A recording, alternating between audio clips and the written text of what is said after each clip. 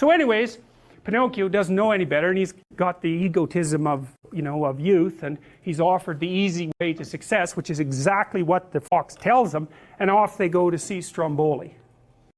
So this is the song. I'm not going to read it all. It's great to be a celebrity in actor's life for me. You sleep till after 2, you promenade a big cigar, you tour the world in a private car, you dine on chicken and caviar, an actor's life for me.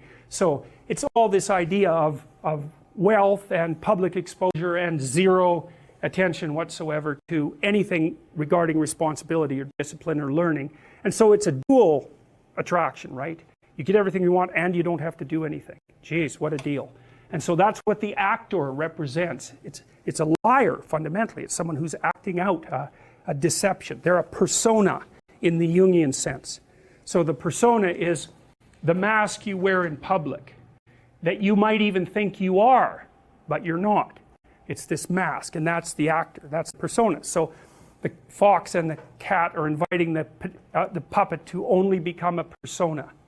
And that's see, for Jung, you start as a persona. And then when you start to investigate the parts of you that don't really fit in that persona, that would be the shadow, then you start understanding who you really are. And that's shocking, because the persona contains everything, roughly speaking, that you think is good, and maybe even that your immediate culture thinks is good. And then the shadow contains everything that's not part of that. And some of that's really bad.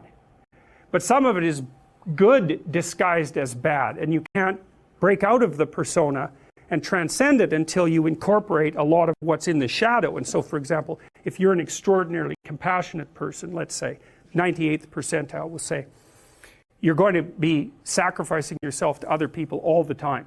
And there are people who will find that extraordinarily endearing. And it will be under some circumstances, but the problem is that you will sacrifice yourself. And that's a really bad attitude to have, for example, towards adult males. It's a great thing for infants, but for adult males, it is the wrong approach.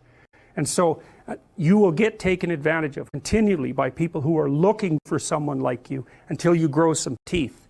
And you'll think, no, that's the opposite of compassion. Being able to bite hard is the opposite of compassion, which it is. And so you'll have that pushed into the predator category. I'm not doing that. I'm not getting angry. I don't like conflict. It's like until you bring that out of the depths and put it on so you can use it, you're going to be in trouble. And that's kind of Nietzsche's idea of the revaluation of good and evil, right? You have a sense of what's good and a sense of what isn't with your conscience, but it's not very smart. It's got things in the wrong boxes. And a lot of the things that, even nature itself, a lot of the things that you accept as untrammeled goods, like compassion, let's say, have a very dark side, first of all. And second, are not enough to get you through life. You need the opposite virtues too. And so you have to develop them. And so you get outside the persona to do that. But anyways, Pinocchio is invited to be a false persona, to take the gains of celebrity without having to do anything to be educated. He's just going to go right to the top from right where he is. And people are kind of fascinated by that idea. That's why you watch America's Got Talent or The X Factor, which are shows I actually love, by the way. You never see narcissism in its purer forms than you see it when you watch people who display an absolute lack of talent and become homicidal when someone dares point it out, right? Accusatory and homicidal instantly. It's really something.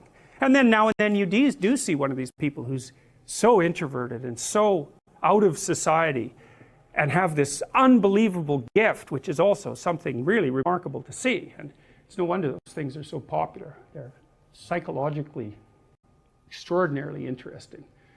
Well, and then there's Foucault. Foucault, who I have no respect for, by the way. I think I've read a fair bit of Foucault, and I think everything he says is obvious. So, for example, he criticizes the idea of mental illness as a social construct. It's like, well, yeah, obviously. I mean, it's not like psychiatrists and psychologists and mental health professionals who are relatively well informed haven't known about that for the last 60 years. I mean, it might be a revelation to people who don't notice that psychiatry, for example, is something like a compromise between the patient, biology, and the social world. You know, I mean, psychiatric ailments often have a biological tilt, but the way they manifest themselves in society is clearly conditioned in very intense ways by the particular conditions obtaining at the point that the person who has that biological predisposition exists. Even whether or not that's pathological can be tilted one way or another by cultural norms. And then, of course, when you're dealing with issues like insurance payment and treatment and hospitalization, obviously you're pulling in all sorts of systems that are by no means purely scientific, but I don't find it a particularly useful critique. It's obvious as far as I'm concerned. And the other thing that Foucault did, I mean, I think this is the typical, especially the French intellectuals' typical sleight of hand once Marxism became, you know, once you were no longer able to call yourself committed Marxist, because committed Marxism had led to unbelievable brutality, you know, on a scale that had never probably, I think, had never been experienced in the entire history of the planet, at least in terms of its reach and duration. You didn't get to call yourself a Marxist anymore, although there were still people, and you still see them saying, well, that wasn't real Marxism, which I think is a cop-out of staggering proportions. It usually means, well, if I was the person running the country, that wouldn't have happened. You know, that's the logic behind it. They didn't put the principles into practice properly. It's like, yeah, well, lots of people put the damn principles into practice, and the same thing happened everywhere. So at some point, you have to kind of wonder if there's something wrong with the principles.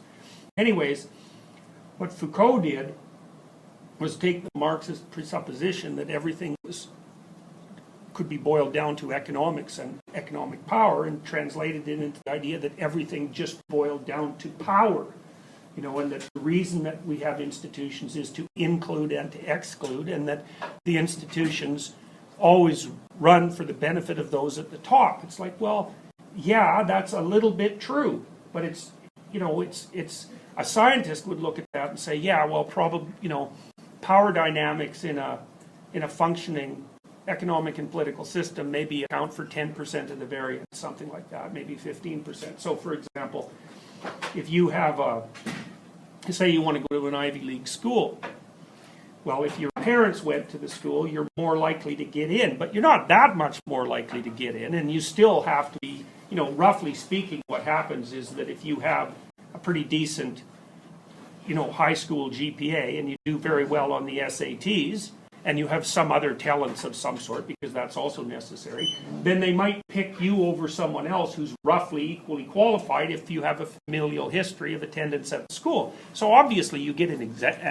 advantage, but it's not the kind of advantage that accounts for the entirety of how the system is structured. It's an advantage. Well, you can say, well, that's not fair. It's like, yeah, okay. Fair enough. Most systems are certainly not 100% either fair or just. Definitely not. But, you know, instead of comparing them to utopia, you might compare them to another system, which is the only reasonable way to do it. It's like everything looks terrible when you compare it to the best thing you can possibly imagine. But the best thing you can possibly imagine is it's an empty fiction, because it's so devoid of detailed content that you can't use it as a guide to reality. Now, I mean, the idea that things could be better has its roots in some sense in a broad-scale utopian project, and I believe that things could be better, but that doesn't mean that when you're doing an analysis of a complex system, you get to compare it to an ideological utopia and then describe all the reasons that it's bad. It's not appropriate to do that.